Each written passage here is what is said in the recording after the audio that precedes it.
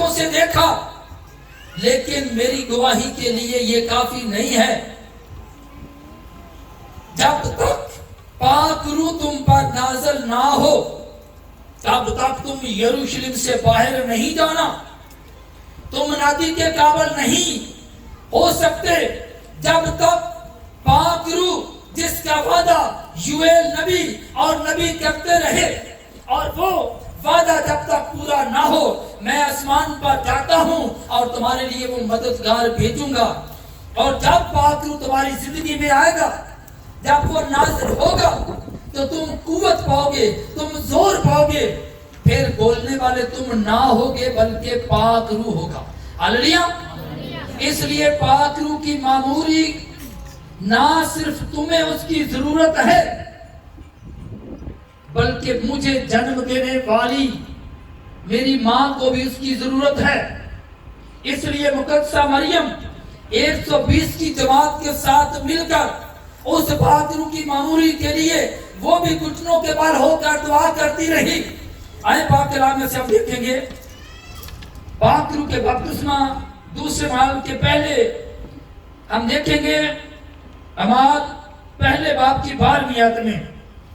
میں یہ سکھانا چاہتا ہوں کہ مقدسہ مریم کے اوپر خدا کی طرف سے بہت بڑا فضل ہوا تھا۔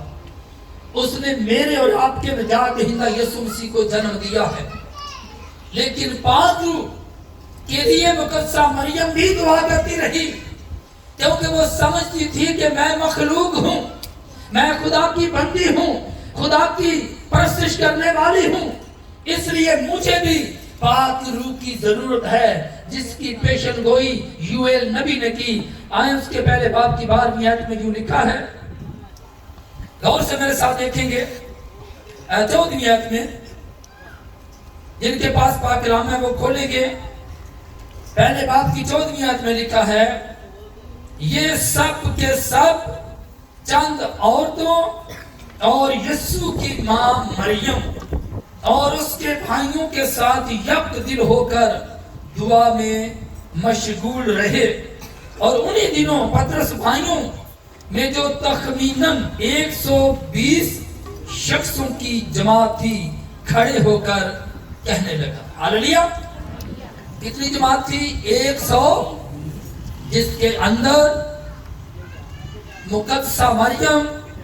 جو پاک ترین ہستی، جو ایک عظیم ترین ہستی ہے، جس کی کلام شہادت دیتا ہے کہ میں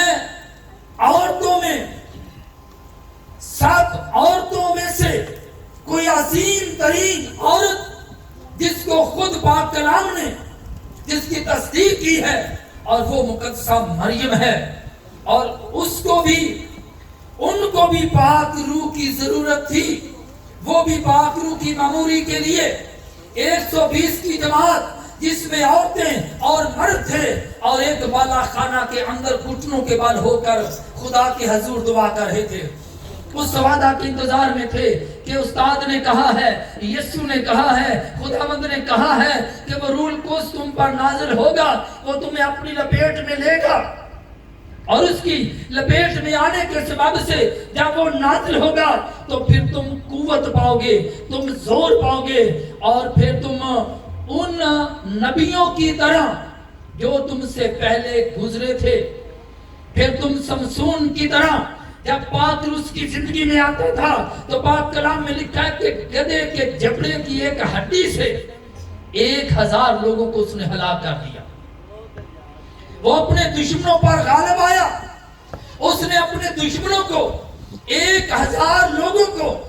اس نے ایسے مارا تھا جیسے 3 لوگوں کو ایک زبردست پہلوان مارتا ہے۔ 1000 لوگوں کو اس نے ہلاک کر دیا۔ اپنے دشمنوں پر سمسون نے فتح حاصل کی، کیونکہ خدا کے پاک روح سے وہ بھرا ہوا تھا، خدا کا پاک روح اس کو تقویت دیتا تھا، خدا کے پاک روح سے وہ بھرا ہوا تھا، اس لیے اس نے یہ بڑا غیر معمولی کام کیا کہ 1000 لوگوں کو اس نے ہلاک کر دیا۔ پھر پاک کلام میں لکھا کہ مقدس داؤد جب اس کی زندگی میں خدا کا پاک روح آتا تھا تو بڑے بڑے دشمنوں کا وہ مقابلہ کرتا تھا، جاتی جولیت جیسی بڑی بڑی مفوق الفطرت طاقت جس کے سامنے کوئی شخص جانے نہیں پایا اور بڑے بڑے لوگ اس کے سامنے جانے سے گھبراتے تھے، لیکن داؤد کی زندگی میں خدا کے پاک روح کی معموری تھی۔ اس نے کہا یہ نامختون فلسطی ہوتا کون ہے؟